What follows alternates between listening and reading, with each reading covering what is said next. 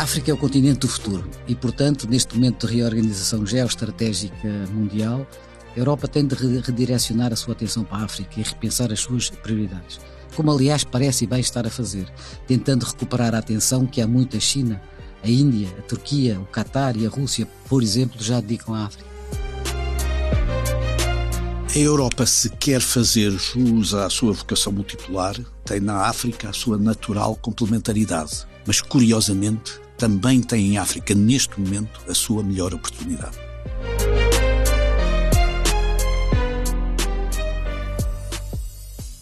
Olá, eu sou a Maria João Baba e bem-vindos à Partida de Xadrez, um podcast do Jornal de Negócios com Gonçalo Moura Martins e António Ramalho, que de 15 em 15 dias olham para o tabuleiro da economia e analisam as jogadas. Depois de termos olhado para o acordo comercial entre a União Europeia e o Mercosul, neste episódio analisamos as relações do Bloco Europeu com a África, um continente que sentou as anteações há poucas semanas com a reunião do G20 na África do Sul e a cimeira União Africana-União Europeia em Luanda. E Gonçalo Moura Martins, começo por lhe perguntar, nesta altura em que as relações económicas mundiais estão muito mais conflituosas, a África e a Europa precisam uma da outra mais do que nunca? Acho que todos precisamos uns dos outros. Isso é uma verdade que também se aplica à África. Embora a África represente apenas 7% do que são as exportações da União Europeia, e se nós repararmos, inclusive existe um déficit comercial favorável à África, nas relações comerciais entre a África e a União Europeia. A África tem uma importância vital para o futuro. Toda a gente diz, eu sou muito africanista, viajei muito por África, mas dizem sempre que a África é o continente do futuro, mas a África tem duas ordens de razões, duas dimensões pela qual é especialmente importante para a Europa e para o mundo. Provavelmente é o continente com maiores recursos naturais. E já lá vou. Já vamos aos materiais críticos. Exatamente, e a segunda tem a ver com a demografia. Quanto aos recursos naturais, tem um espaço brutal para a agricultura. É uma coisa que as pessoas não estão a antecipar, mas desde há algumas 15, 20 anos que eu viajo muito por África e cada vez mais se vê, por exemplo, a China a comprar massivamente terrenos na costa oeste da África para fins de agricultura. Porquê? Porque os terrenos do seu próprio continente e dos seus próprios países começam a ficar exauridos e começam a ser utilizados para os fins mais nobres do que a agricultura, e há zonas de grande fertilidade em África e, portanto, a agricultura é um tema muito importante em África. A segunda é os minerais. Os minerais, estamos a falar de terras raras, estamos a falar de cobre, estamos a falar de diamante, urânio, ouro, cobre, tudo o que é necessário hoje para as economias modernas, e temos países especialmente ricos em alguns quase determinantes em determinados recursos. Eu só dou dois exemplos: a República Democrática do Congo no cobre e a Zâmbia igualmente, e, por exemplo, Marrocos nos fosfatos, que são perfeitamente determinantes, e depois o petróleo e o gás ainda nos recursos naturais. O petróleo com duas grandes potências, que são a Nigéria e a Angola, e o gás de Moçambique, o norte de Moçambique também e a Nigéria são países de enormes recursos, além do norte da África, estamos a falar da Argélia, da Tunísia, etc. Relativamente à demografia, nós temos que entender que apenas o crescimento de 2% da população ativa permite um crescimento do PIB superior a 6%. Se a população não cresce, o PIB não cresce. E se a população decresce, a população ativa decresce, o PIB decresce necessariamente, que é o que se perspectiva que venha a acontecer nas democracias mais maduras e nas sociedades mais modernas. A África tem hoje uma população de 1,5 bilhões de pessoas, e uma em cada 3 pessoas que até ao final desta década fica apta para entrar na vida ativa é africana.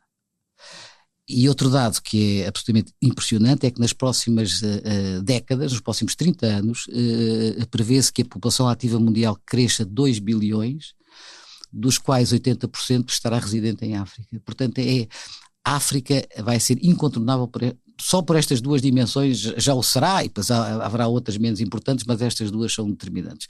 Os recursos naturais e a demografia. Isto na demografia, o António Ramalho falou aqui no nosso último episódio precisamente da questão da percentagem da população jovem que a África tem. Isso para si também pode ser uma oportunidade para a África, para si própria e para a Europa, essa juventude e esse crescimento da população? É verdade, a África tem 17% da população mundial, mas a verdade é que nessa taxa de crescimento até 2050 a expectativa é que o crescimento, 80% a 85%, seja totalmente de origem africana. E o recurso humano é o mais relevante de todos os recursos, porque só com os recursos humanos, é como disse o Gonçalo muito bem, cresce o PIB. Mas eu ainda vou mais longe dizendo que esta talvez seja uma janela de oportunidade em relação para a relação União Europeia-África, que tem um momento específico que se calhar não volta a repetir. Isto quer do lado africano, quer do lado europeu. Do lado europeu, porque a Europa tem sido, digamos, a campeã do multilateralismo, e o multilateralismo implica naturalmente encontrar mercados diversificados para além daqueles que são os mercados tradicionais do nosso relacionamento externo. E por isso esta tentativa recente dos Estados Unidos virarem-se mais para o interior através de um sistema de tarifas que no fundo protege a sua economia, torna ainda menos internacional, e tornando menos internacional naturalmente vai obrigar a Europa a encontrar os seus espaços próprios de desenvolvimento. A Europa é deficitária com a Ásia, com a Ásia e com a África. No entanto, a relação de crescimento que pode ter pela proximidade africana é muito significativa. E, aliás, este recente cimeira é uma cimeira que temos que enquadrar num processo que acontece desde 2000, que se chama Promover a Paz e a Prosperidade sob o efeito do multilateralismo. É assim que se chama e é assim que deve continuar a ser, e desenvolve lógicas de investimento, de trading, de conectividade de infraestruturas, de climate exchange, de mobilidade, enfim, todo um conjunto de circunstâncias que é positiva para a Europa. Mas, curiosamente, é talvez o primeiro momento em que é muito positiva também para a África. Primeiro, pelas razões da demografia, que são óbvias, numa altura em que faltam pessoas na Europa, os africanos têm esta capacidade, mas segundo por outra razão, é que a África é o continente mais dependente das economias externas.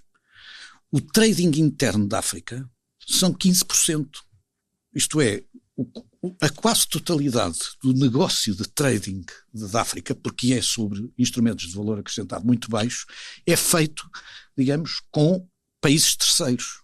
Se nós olharmos, por exemplo, para a Europa, estamos exatamente na posição inversa. Exato. E, portanto, o que acontece basicamente é que a única possibilidade de crescimento que a África tem é exatamente pegar nas suas vantagens competitivas e fazê-las caminhar para o seu mercado de eleição. E o mercado de eleição da África sempre foi a Europa e continua a ser a Europa. O que é que acontece ainda por cima? É que eu acho que se abriu a porta pela primeira vez com o acordo com o Mercosul para reconhecer que a Europa tem que se abrir ao mercado agrícola internacional. E essa porta aberta é uma porta aberta para o mercado natural de desenvolvimento africano, que é o mercado agrícola. Não temos a porta aberta há 25 anos com a África? Não, porque temos tido sempre uma grande proteção, sobretudo à ruralidade francesa e do centro da Europa. E, portanto, o facto dos franceses, pela primeira vez, nós temos que pensar que a Europa se construiu muito em cima da política agrícola comum para proteger, digamos assim, através de um sistema que até é mais inteligente do que as tarifas, porque é através de um sistema de pré-leve-mais que, no fundo, assegura a igualdade de preços, mesmo quando a ineficácia da agricultura assim o justifica, ou não o justifica para os preços serem mais altos.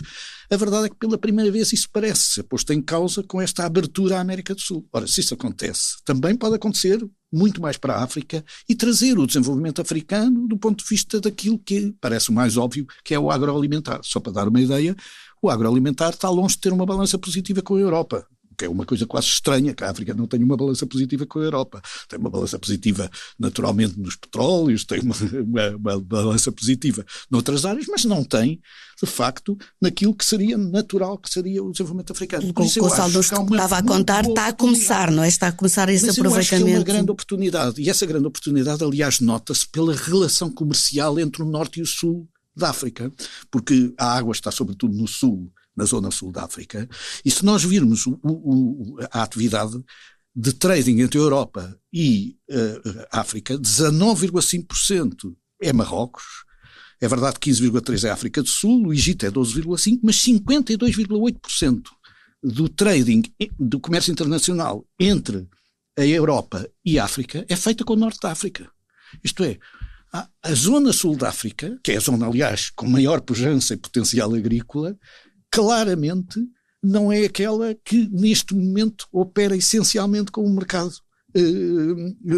europeu. Portanto, eu acho que estão criadas as condições para não só ser importante para a Europa, mas ser importante também para a África e haver oportunidades africanas para definitivamente termos uma relação euro-africana mais natural, mais regular e de muito maior trading, sobretudo nas áreas onde a África pode trazer uma grande nessa vantagem. Parte agrícola que no fundo vai sempre bater na França, não é? Isso como vimos com o Mercosul. Numa certa abertura que a França tem que ter. E isto, Gonçalo Moura Martins, uma das questões levantadas pelo presidente angolano na Cimeira de Luanda, prendeu-se precisamente com a urgência de garantir um acesso mais justo da África aos mercados globais de capitais. Isto é o principal entrave que este continente enfrenta. Já falamos do multilateralismo, mas são países com dívidas altas, em que falta essa sustentabilidade da dívida, isso é um problema? É seguramente um problema, mas isso a África tem que melhorar imenso nas suas estruturas governativas e democráticas como países, por forma a dar garantia aos investidores internacionais. Quer dizer, portanto, nós ainda é a zona do mundo onde mais golpes de Estado acontecem por ano e onde a turbulência do ponto de vista do regular funcionamento das instituições existe. Portanto, obviamente que há exceções, há países melhor geridos que outros, há países que não têm qualquer tipo de capacidade de levantar dinheiro e vivem de doações internacionais e vivem, esses sim, do multilateralismo, e há outros que estão a fazer o seu percurso com solidez e com grande sucesso. Mas eu diria que hoje o financiamento é fundamental. Agora tem que ser um financiamento muito bem escolhido e muito bem estruturado, porque também em África é muito sujeito ao financiamento bom e ao mau, porque há um risco muito grande. Aqueles financiamentos bilaterais que tu compras aquilo que eu te quero vender ao preço que eu te quero vender e depois se não puderes pagar eu vou ir buscar os teus recursos naturais, não é a melhor política para o continente se endividar, e há muitos países em África que estão endividados com base neste financiamento pouco escrutinado e pouco estruturado e que não acrescenta nada à sua própria economia. Nós vemos hoje que há alguns países africanos que já emitem eurobonds, que já vão aos mercados internacionais fazer emissões regulares, e há países que começam a ter registro de muitos anos sem qualquer incumprimento. Eu estou-me a lembrar de conheço muito bem, que é Angola, por exemplo, mas há outros, não é? O Ghana era um país muito certinho e agora teve um percalço complicado. A Costa do Marfim também é um país mais certinho. O Egito, quer dizer, o Egito é a segunda maior economia da África, tem um PIB igual ao de português, tem 11 vezes mais população que Portugal, tem 118 milhões de habitantes. Portanto, eu diria que o financiamento é um problema que faz atrasar as infraestruturas, porque sem infraestruturas os países não se desenvolvem, e portanto o acesso desses países aos mercados internacionais tem que se fazer, mas tem que se fazer bem, porque nós não podemos pensar que é saudável que estes países se endividem em dólares a 2 dígitos. Torna insustentável porque os orçamentos de Estado são muito frágeis e, portanto... Mas qual é a solução agora para resolver isto? Isto na Cimeira falou-se que o caminho mais viável era a conversão de dívida mais do que a reestruturação ou perdão. Não, mas há países que vivem de sucessivas renegociações e perdão de dívida. Estou-me a lembrar, sei lá, do Malaui, que é o país mais pobre da África, estou-me a lembrar até de Moçambique, etc. Portanto, há muitos países que viveram e baseiam muito a sua estrutura de financiamento, às vezes, em perdão de dívida, que não é um caminho, porque depois não conseguem ter outra vez outro financiamento. Vamos ver.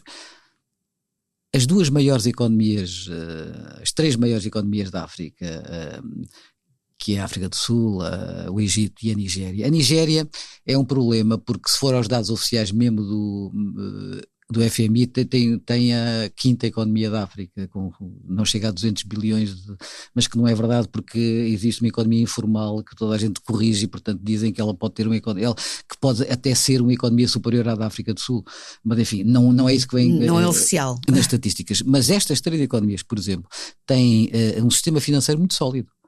A Nigéria tem um sistema financeiro muito sólido e a África do Sul, por defeito, muito sólido tem. E, portanto, nós temos bancos africanos com dimensão a operar em África e já a fazer dívida soberana, porque antes, até há uns anos atrás, não faziam, com alguma regularidade. Portanto, eu acho que começa a haver, em alguns países que conseguem ter um regular funcionamento das instituições, uma estrutura de governance adequada.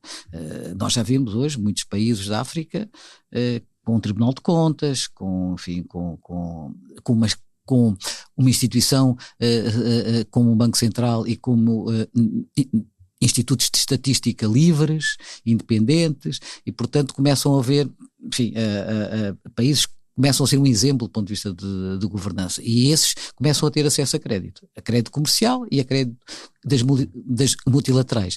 Não esquecer, por outro lado, que também hoje em dia o multilateralismo é muito ativo em África. Nós temos o BAD, a África está, aliás, muito dependente desse multilateralismo. O Banco Mundial, o Afreximbank e até neste momento a União Europeia. A União Europeia, aquele Global Gateway, que é aquele programa de... Eu já ia falar um bocadinho mais sobre isso, até porque financia um projeto em que conhece bem, não é? Muito bem.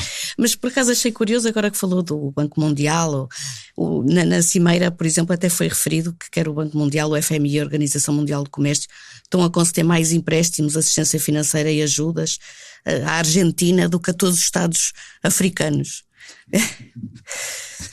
Eu não sei, se é assim não devia ser, porque a dimensão da economia argentina é inferior à da África do Sul, por exemplo, ou mesmo do Egito, portanto não mereceria esse excesso de atenção, e embora os desequilíbrios na Argentina sejam superiores ao que a gente hoje registra, mesmo com os problemas todos que tem a África do Sul, mas se é assim não deveria ser. Mas eu não gostava de ir por essa comparação, porque... E foi uma queixa apresentada na Cimeira de alguns dirigentes africanos. Por essa comparação temos que nos lembrar que Portugal foi, se calhar, dos maiores empréstimos que o FMI fez em toda a sua história a um país, englobado, digamos assim, no processo da Troika, e muito maior que nós, ainda por cima, a Grécia. Portanto, e que está pago. E, portanto, então, se calhar a diferença é que alguns não pagam, não é? Não está pago. Não está pago. Mas este ponto que foi referido por si, Maria João, é particularmente importante. Porquê? Porque nós normalmente temos uma leitura um bocadinho estatística, porque é aquela que é inevitável, sobre a capacidade multilateral dos Estados ou dos grandes bancos multilaterais de emprestar dinheiro para investimento que é absolutamente essencial, como o Gonçalo disse. As infraestruturas são muito débeis e são absolutamente essenciais para aumentar o comércio externo e até o comércio interno, isto é, o comércio dentro da África, porque a África também tem que aumentar, digamos assim, o seu nível de comércio interno. E o que acontece basicamente é que isso tem referência, por exemplo, no Global Gateway e até recentemente nos acordos de garantias com o IMF, que permitem chegar até a 630 mil milhões de garantias para projetos em África. Mas isso é sempre na ótica do investimento. E eu acho que temos com isso descurado um bocadinho, porque a importância do investimento é óbvia, estamos aqui a confirmar, temos descurado um bocadinho a importância do trading. E a África sofre, do ponto de vista financeiro, como ninguém, os grandes problemas do trading. Primeiro, porque é difícil ter seguros de crédito para este tipo de atividades que se realizam. Segundo, porque tem um risco natural, que é o risco cambial, pela volatilidade das suas moedas e pelo seu caráter exótico. Depois tem um risco de liquidez, porque boa parte dessas moedas não tem qualquer tipo de potencial de convertibilidade técnica. E terceiro, porque paga uma taxa de juros natural, porque o financiamento tem que ser feito por economias que naturalmente são pobres e, portanto, a economia interna, que é basicamente aquela que tem capacidade para financiar na própria moeda, é naturalmente, digamos assim, muito débil e, portanto, tem que se recorrer a financiamentos em dólares, com um risco cambial e uma liquidez elevada, tem que pagar uma taxa de risco muito elevada. Essa dificuldade de trading, essa dificuldade do comércio, representa um aumento do risco desmesurado que obriga a margens enormes em todas as operações que se fazem. Não só as operações de investimento. Mas mais como um entrave ao desenvolvimento, mais do que o peso elevado destas dívidas, das dívidas destes Vamos países? por partes. Esta é uma questão que tem que ser resolvida, eu já falo a seguir exatamente das dívidas. Esta é uma questão que tem que ser resolvida para permitir um comércio saudável com a África. Porque qualquer empresário português, ou francês, ou alemão, que queira fazer, os alemães, enfim, não sou o melhor exemplo para isto, mas francês que queira eventualmente fazer comércio com a África tem que pôr um prémio de risco elevadíssimo pelos múltiplos riscos que eu aqui referi para vender o produto mais simples, para importar o produto mais simples. Ainda por cima porque as moedas não têm sempre, digamos assim, um movimento descendente. Muitas vezes têm até movimentos ascendentes, porque estão muitas delas até dependentes de reservas provenientes de recursos naturais que saem muito valorizados. Enfim, no Norte da África existe muitas vezes isso, e mesmo na zona sul da África com o petróleo, isso acontece razoáveis vezes. O que é que acontece com isso? Isso penaliza muito um comércio internacional saudável. E penalizando, cria um problema em relação à gestão da dívida, porque todos nós somos favoráveis, eu sou muito favorável, como toda a gente sabe, a que as reestruturações fazem-se uma vez e matam-se. E a verdade é que é muito difícil neste momento fazer uma reestruturação de uma dívida. Vamos a um país excelentemente governado, com um corporate governance ótimo, que é Cabo Verde, que aliás o que torna um dos países que muitas vezes anda no league table dos 10 primeiros lugares do PIB per capita africano, para um país que tem dificuldades invejáveis, que todos nós conhecemos. O que acontece basicamente é que fazer uma reestruturação, uma vez em Cabo Verde, não é uma coisa difícil, desde que tenhamos a certeza que depois o trading e o movimento com Cabo Verde pode-se realizar, digamos assim, com naturalidade e com o esforço das próprias populações, da inteligência própria. Cabo Verde é um país com um nível de educacional absolutamente ímpar. Pode ele próprio dar resposta do ponto de vista económico a uma nova fase, digamos assim, de desenvolvimento. E o que é que acontece? Acontece é que nós estamos a ir de reestruturação em reestruturação. E, portanto, indo de reestruturação, porque se reestrutura, não se conseguem encontrar estas situações e todas as tentativas multilaterais que se tentaram no sentido de criar zonas de comércio livre ou zonas de comércio estável, como a CDAO, etc., ali na zona do Senegal, Guiné, Costa do Marfim, todas elas tiveram, digamos assim, algumas debilidades. E, portanto, eu acho que aqui coloca-se também um desafio muito claro à Europa, até que ponto é que pode exportar um conceito, não é um conceito, até que ponto pode exportar um conceito de alguma convertibilidade organizada, de alguma estruturação da moeda que de alguma maneira diminua o risco do comércio normal. Estamos a falar longe do investimento, isto é, o investimento é absolutamente necessário, mas o foco exclusivo no investimento esconde uma debilidade clara na capacidade de comercialização de bens africanos. E quando nós falamos aqui, esta é uma oportunidade ótima para a agricultura. Mas só será se depois estes bons bancos que existem na Nigéria, ou existem no Egito, ou existem na Tunísia, em Marrocos, ou existem na África do Sul, seguramente, onde há belíssima qualidade bancária. A verdade é que é preciso que depois estes bancos possam operar, digamos assim, num modelo normal de relacionamento. E esse modelo é muito difícil ainda de entender. Portanto, eu acho que há um novo esforço que a Europa tem que pensar, que não é nada fácil, de criar uma zona que permita alguma convertibilidade técnica das moedas, que permita uma transação mais saudável, riscos cambiais que dessa maneira diminuem significativamente, tornando, digamos assim, mais normal a relação de comércio regular com a África, porque de outra maneira o trading é muito baixo. Estamos sempre a falar de níveis de trading com a África muito baixos. E eu acho que a penalidade financeira que a África neste momento sofre por virtude destas circunstâncias é muito elevada e difícil de resolver. E, portanto, se nós pensarmos que temos que estar permanentemente a pensar em suportar investimentos, em reestruturar dívidas já elevadas e, simultaneamente, criar reservas para que esses países não se afundem sem reservas, de facto, o que acontece basicamente é que vão empenhando completamente as suas matérias-primas, os seus recursos naturais, que é o valor, que é o bem de menor valor acrescentado que a África tem neste momento para exportar, e assim é difícil desenvolver. E também não é, portanto, não é um comércio justo. Não, e sobretudo eu acho que é um espaço que pode ser um espaço interessante para a Europa e até para os bancos europeus, para lhe dizer bem a verdade, que deveriam olhar para isto como uma vantagem competitiva sobre os bancos americanos. Curiosamente, em vez de acontecer isso, acontece que o BCE tenta evitar que os bancos europeus tenham presença em África. Portanto, há aqui alguma contradição técnica, é a mesma contradição que a Europa tem, por exemplo, com o BEI, quando dificulta o BEI a financiar a defesa e depois diz que a defesa, digamos, é a indústria do futuro. Portanto, não é nada que nós não tenhamos visto até dentro de casa, portanto, mas é uma avaliação que eu gostava que fosse refletida. E Gonçalo, não há banca europeia praticamente em África, com exceção de alguma portuguesa e alguma francesa mas que o BCE também já reduziu, não é, o seu peso? Um banco já obrigou europeu que quer ter uma atividade em África chega ao BCE e o BCE diz que não pode ter, ou então faz o write-off no balanço a zero, considera aquilo como se fosse zero, que não absurdo.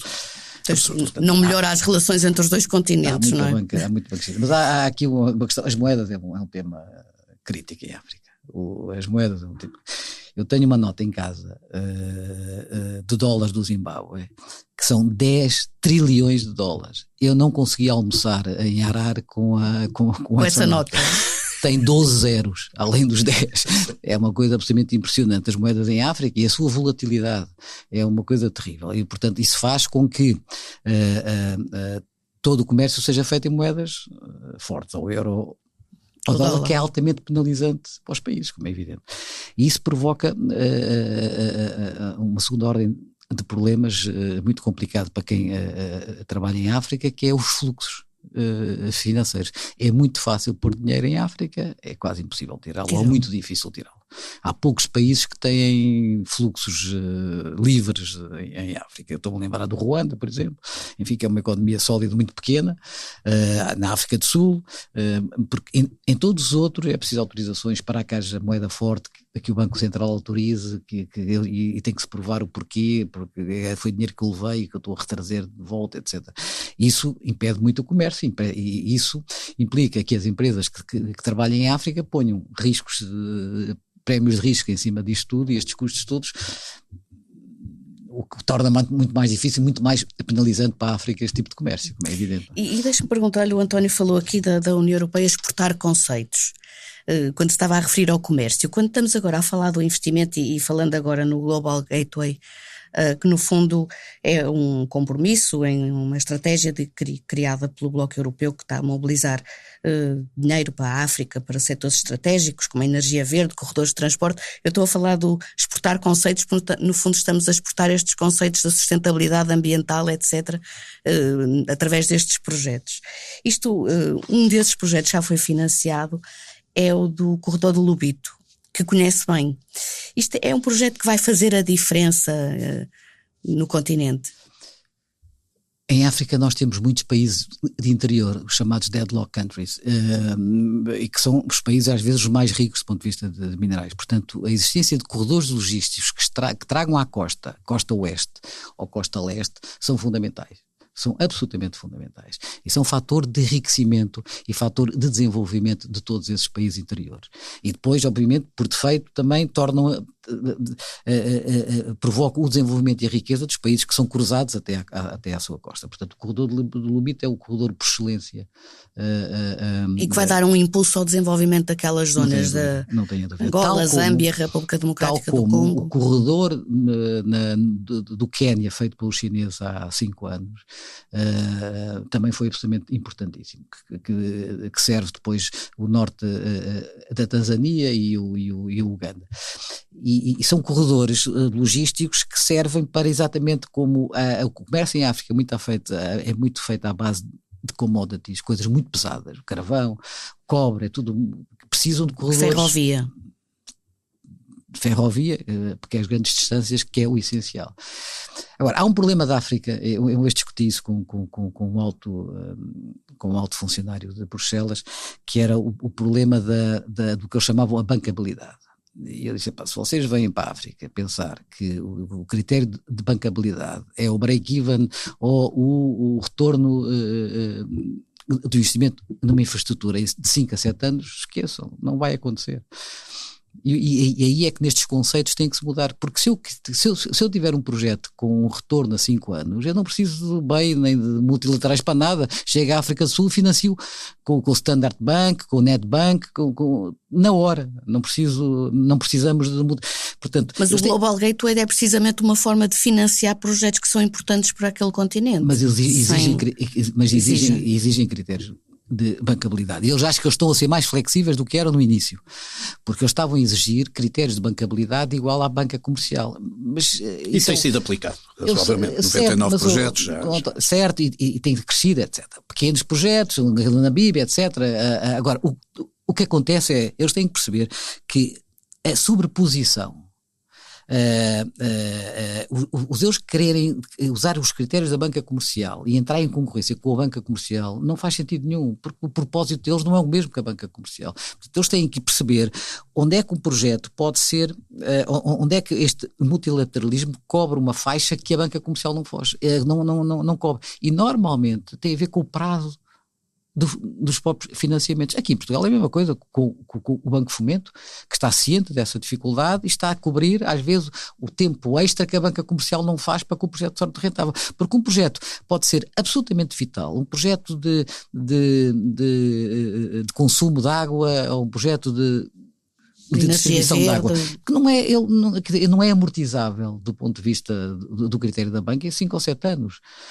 Mas claro que é altamente amortizável a 10 ou 15 anos e, portanto, esse espírito, essa capacidade de perceber a diferença pelo prazo, porque nós partimos de infraestruturas sem qualquer procura, não têm qualquer tipo de maturidade, estão a partir do zero e, portanto, o ramp-up, ou seja, o tempo necessário para elas desenvolverem e servir o seu propósito é muito mais alto do que é na Europa. Portanto, não se pode aplicar os critérios que a banca comercial exige na Europa em África. E isso é um tema absolutamente fundamental. Eu gostava até de acrescentar isto. Eu acho que a banca multilateral em África deveria passar a chamar-se banca mezanine, que é como nós chamamos, digamos assim, a parcela de quase capital que é a dívida, que no prazo e no risco devia suportar uma banca comercial que depois pudesse ser ela muito mais competitiva e a taxas de juros muito mais baixas, porque uma parte do risco estava suportada por esta falha de mercado. E isso era, digamos assim, muito mais útil do que estar a emprestar aos Estados de uma forma descriteriosa, como às vezes acontece. Mas, António Ramalho, o desenvolvimento da África também exige mais soluções lideradas por africanos, isto é, no âmbito de parcerias público-privadas, por exemplo, sim, ou mais investimento estrangeiro nas infraestruturas? Eu acho que nós não temos que exportar, há bocadinho falámos de exportar conceitos, era o conceito do ponto de vista geral, de não de exportar os nossos conceitos exatos, porque os nossos conceitos, obviamente a parceria público-privada parece muito ajustada se for standardizada. O grande problema das parcerias público-privadas é que em África é difícil standardizar pelos níveis de maturidade que existe, modelos que depois consigam, digamos assim, a bancarização desses modelos a taxas de juros tão compatíveis como as taxas de juros que os Estados suportam. O que eu acho é mais que o investimento estrangeiro o que eu acho é que o esforço tem que se encontrar, digamos assim, com aqueles que são mais capazes de o fazer. E quem é que são mais capazes de fazer? Seguramente os franceses, seguramente os portugueses, que têm, digamos assim, uma experiência adicional no desenvolvimento dessa circunstância. Eu não queria deixar passar este programa sobre a Europa e a África para dizer que também me penaliza que estes assuntos financeiros não sejam, por exemplo, trabalhados ao nível das PLP. Quando nós olhamos para a importância dos países de língua oficial portuguesa nas importações, no comércio externo português, quer nas importações, quer nas exportações, nós estamos a falar em pouco mais que 1%. Enfim, temos 2 ou 3 países para quem somos relevantes, Cabo Verde, Guiné-Bissau, São Tomé, mas de facto nos grandes países nós nem chegamos a 10% da sua importância, nem para eles, nem para nós. E isso significa também que nós não demos a prioridade específica, nós próprios que também temos este conceito e essa experiência, não demos a prioridade específica a olhar para a África como uma prioridade que deveríamos ter. Não só porque conhecemos, não só porque falamos a mesma língua, não só porque temos uma comunidade local, mas também porque até conhecemos o sistema financeiro local. Porque, quer dizer, todos nós hoje já trabalhamos em bancos que tiveram relações muito próximas com a África, ou que tiveram as suas projetos lá financiados, enfim, ou financiamos projetos, temos empresas e know-how, experiência e até capacidade de aventura. Mas, sobretudo, não fomos capazes de trabalhar conjuntamente estes conceitos. Eu não estou a falar destes conceitos para Portugal, estou a falar destes conceitos numa ótica da importância para os CPLPs. E, curiosamente, nós ainda não vimos nunca esta prioridade passar para a própria lógica de um sistema financeiro que tivesse essas preocupações. É verdade que parece que o Banco de Fomento está um bocadinho com a incorporação da SOFID a olhar para isto, mas também não foi uma das primeiras prioridades do Banco de Fomento.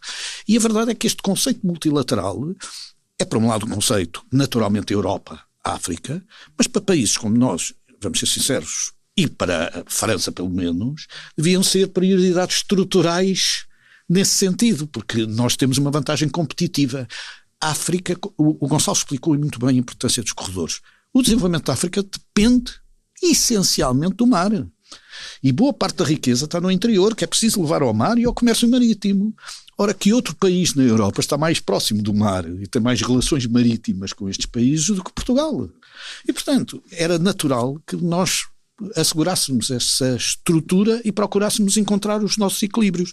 Não é com os europeus a exportar mais, até porque nós seremos tradicionalmente mais importadores do que exportadores. Mas, curiosamente, isso não é um problema para a Europa, porque a Europa neste momento é superavitária. Portanto, a Europa, em vez de desequilibrar-se com os Estados Unidos, eu confesso que gostava mais de desequilibrar um bocadinho mais com a África e aí criarmos mais riqueza num continente que é contíguo, ainda por cima.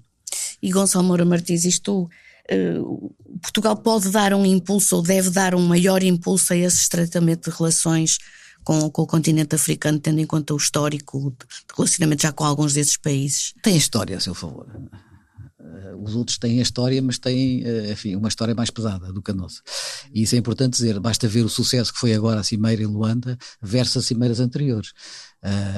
Isso teve muito a ver com a proximidade, enfim, o facto do Presidente do Conselho Europeu hoje ser um português, e portanto isso ajudou tudo a que a coisa, enfim, funcionasse como mais empática e mais eficazmente possível.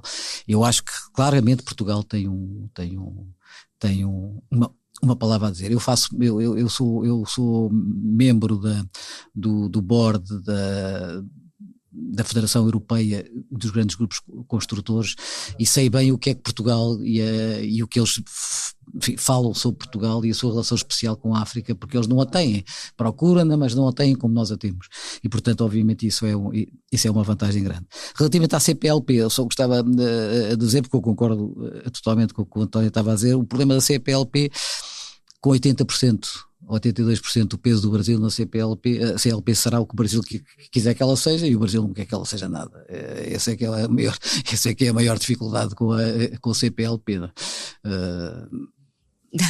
Pois, isso é verdade, e o nosso comércio com o Brasil é prática, nem chega ao 1%, quer dizer, portanto fica nas casas decimais inferiores a 1%, e portanto isso é uma limitação. Mas ainda assim, só para dizer que África e Europa vai-se também conseguir pelas relações bilaterais que se forem conseguindo desenvolver, porque se quisermos colocar isto ao nível estrutural, global, obviamente que a ambição é tão grande que depois temos e confrontamos-nos com as divergências históricas. Mas de qualquer forma, independentemente desta falta de adesão do Brasil ao projeto, que é uma realidade, não vale a pena esconder. O que eu acho é que da política externa, dos apoios financeiros da política externa portuguesa, ela está grandemente concentrada nos países africanos de expressão portuguesa. Isso eu sei. Eu só gostava de juntar a isso também a política financeira, isto é, a importância de criar o espaço económico e o espaço financeiro comum, que eu acho que é um esforço quer dos privados, quer dos públicos, no sentido de determinar uma linha que permitisse, pelo menos nesta zona de influência, nós conseguirmos trabalhar, digamos assim, com riscos menores. trabalhar com riscos menores era encontrar soluções que de alguma maneira pudessem ser mais atuantes do ponto de vista do comércio internacional e com isso alargarmos o espectro de trocas comerciais que temos com os países. Muito bem, e esta partida de xadrez acaba como sempre empatada e vamos às sugestões. Gonçalo Moura Martins quer sugerir uma peça de teatro. Sim, uma peça de teatro, chama-se Arte, está no Teatro Municipal Maria Matos até fevereiro do ano que vem, de 2026. É um texto internacional muito conhecido, portanto nós estamos aqui a ter uma reprodução na versão portuguesa de um texto da Esmina Reza, com o Rui Melo, o Nuno Lopes e o Cristóvão Campos, que são 3 bons e sólidos atores, e a cena são 3 amigos completamente distintos do ponto de vista de background, de interesses e até de aspecto social, que convivem e giram e a sua relação desenvolve-se e eles voltam atrás no passado, fazendo uns flashbacks da sua história e da sua relação. Tudo isso chegou a ser posto em causa apenas e só porque um deles, que é uma pessoa que teve mais sucesso na vida, resolveu comprar um quadro absolutamente branco. E os outros não perceberam o porquê. E ele tenta explicar o porquê, que ele é uma arte, é uma forma de expressão, que eles é que não estão à altura de perceber e toda essa, enfim, toda essa compra e essa aquisição que o estava, aliás, a deixar cheio de orgulho, faz com que os 3 amigos revisitem as suas próprias histórias, a sua própria relação. Enfim, é uma peça enfim, com alguma profundidade, mas com um live cómico muito interessante. Arte no Teatro Municipal Maria Matos até fevereiro. E António Ramalho quer falar-nos no museu. É verdade, um museu que ainda não está aberto, portanto é um caso muito curioso. Já não é a primeira vez. Mas a verdade é que este museu tem um lugar, tem um símbolo e já pode ser visitado, digamos assim, pelo menos o lugar. Eu estou a falar do Palácio Almada, do Palácio da Independência, nós estamos a falar depois do 1º de dezembro, e portanto isso também é importante, porque foi aqui que os conjurados, digamos assim, pensaram toda a revolução do 1º de dezembro e toda a restauração, e por isso é um sítio fantástico, porque o palácio é no Largo São Domingos, portanto, junto ao Rio, portanto, à direita do teatro. Quem está virado para o Teatro Dona Maria é à sua direita, e foi agora recuperado com o apoio da Câmara Municipal de Lisboa, e é onde é a sede da Sociedade Histórica da Independência de Portugal, que no fundo é o legatário de toda a atividade da restauração. E aí vai nascer o Museu da Independência. E o Museu da Independência é um símbolo muito importante, sobretudo porque esta é uma zona muito internacional, muito cheia de visitas internacionais, e portanto vai ser muito interessante. É claro que a Sociedade Histórica também desenvolve no quadro do Palácio outras iniciativas, sempre numa ótica muito processualista, que me parece muito interessante, nomeadamente está agora a desenvolver aquilo que são as comemorações dos 900 anos da nossa nacionalidade, não como uma data, porque Portugal não tem uma data de nacionalidade, quer dizer, somos um dos países mais históricos do mundo, e a verdade é que não temos uma data específica. Aliás, o nosso dia de Portugal é o dia de Camões, portanto é o dia do poeta, não é um dia do nosso nascimento, e foi um processo longo, e começou exatamente este ano com uma comemoração em Zamora, curiosamente em Espanha, onde o Dom Afonso Henriques se nomeou cavaleiro. Portanto, o Afonso Henriques, que é filho de uma entre franceses e galegos, e que veio a ser o primeiro rei de Portugal, determina essa independência demonstrando a sua vontade de ser ele o próprio cavaleiro, aclamado por si próprio, portanto, decidido por si próprio. E falo exatamente em Zamora em 1325 e, portanto, em 1125. E, portanto, quando é que podemos E, portanto, o museu visitá-lo? neste momento vai ser trabalhado, e eu estou convencido no 1º de dezembro do próximo ano já será visitado como museu. Mas hoje já pode ser visitado como Palácio da Independência. O Palácio dos Almadas é um sítio muito fácil, é um sítio de verificação simples, e estou convencido que vai ser um exemplo grande de uma coisa que, no fundo, por processo, vai conseguir assegurar aquilo que é a demonstração dos nossos 900 anos de independência, que começaram em 1125, mas que se prolongarão por todo o século e que estão a ser comemorados e celebrados. Muito bem, e esta foi a Partida de Xadrez, um podcast que pode ser ouvido no site do Negócios e nas principais plataformas. António Ramalho e Gonçalo Moura Martins voltam daqui a 2 semanas a colocar as peças no tabuleiro.